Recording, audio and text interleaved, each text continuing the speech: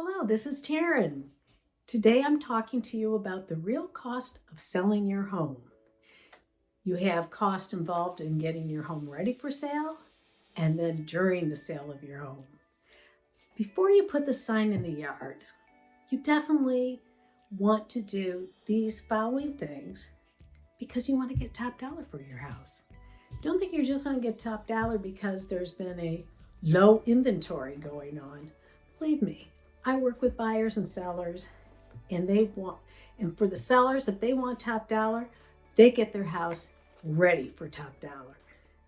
First thing, any repairs and maintenance that need to be done. That is the most important. Anything that is broken, get it fixed. If it doesn't work, make it work. And then also any maintenance that needs to be done. Gutters cleaned, you might need your deck power washed, whatever needs to be done, get that all taken care of. And then next one is landscaping and the exterior. Very important. Well, when you get ready for a date, maybe it's a first date or maybe you're going on a job interview, you want to make a good impression. Well, this is how your house makes a good impression. Curb appeal. So you want to have it, the lawn mowed, maybe you need all new mulching, perhaps you need to have a fresh coat of paint on the door. Decorate flowers. Right now you can decorate with flowers and everything, and if it tends to be more in the fall or the winter, you can decorate your exterior, make it look appealing. And then cleaning. Very important to have a sparkling, clean home. We're talking model home. You walk in a model home, there's no dirt. It's impeccable. That's what people want.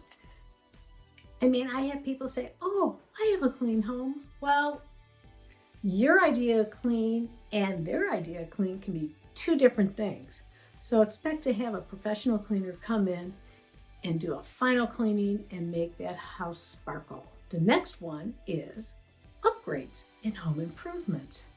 That comes up quite often in conversations. What do I need to do to get the top value for my dollar? Do I need to do this or that or the other thing? Well, the next video, check it out, is top improvements you can get for the best return on your dollar. You need to ask your realtor in this market, because every home is different. What do I need to do? Do I need to invest money in this in order to get that? So that is something that they can help you figure out what you need to do to improve your home to get the most value for your dollar. And finally, staging. Staging has proved over and over again, not only to increase the value of your home, sometimes like 10% or so, but it sells faster. So definitely you want to do staging. And it doesn't mean that you have to move your furniture out. It could be you have everything there. It's a matter of replacing it, or maybe they bring something in, but you need to have your home staged before you sell. The next one is, let's talk about closing cost during the sale of your home. So now you got a contract. So what are we taking a look at, once you go under contract? First of all, repairs. You say, wait a second. Didn't you talk about repairs before? Yes, I did. So during an inspection, they could find things that need to be fixed that perhaps nobody knew about, or maybe those things that you just didn't do. So those will definitely come up. You've got your commissions, and then you could have possible concessions. A concession, what is that? Well, that is when you give money to the buyer at the close for an agreement. Maybe you had something that needed to be fixed, and you're like, I really don't have time to fix it, or I'm not going to. So you give them a concession, you give them money for it, and they take care of it after they own the house. That's just one idea of a concession. And then you have your closing cost. So your closing cost, of course, are going to include like your tax prorations and that.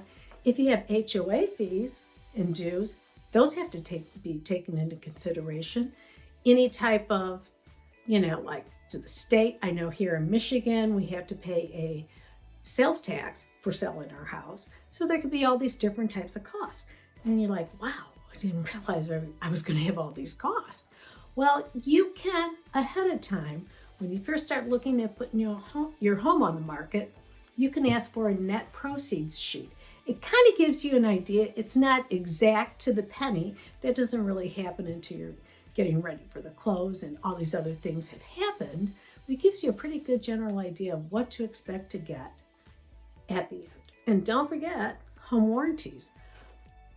For some people, they offer home warranty with the sale of their home. Maybe their appliances are a little bit older. The furnace could be older. Maybe they have a pool. They've got sump pumps, all these different things. Home warranty, and they offer home warranty that would cover any of these items for the buyer, as opposed to, trying to replace all that. That would be extremely expensive. So that's another thing to take into consideration. And these are some of the possible costs, during the sale of your home. And don't forget, you can go down below and get a free download report of all of these items that I'm discussing. And then you have to think about where you're going to stay in between. Let's say you have to stay somewhere in between selling your home and moving into your new home, a rental, all of those. Take that into consideration.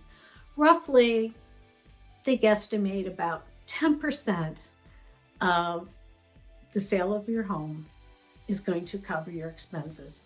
I don't know if that's true or not. That's something that you can figure out. If you need any help or you have questions, feel free to reach out to me. But if not, I will see you on the next video.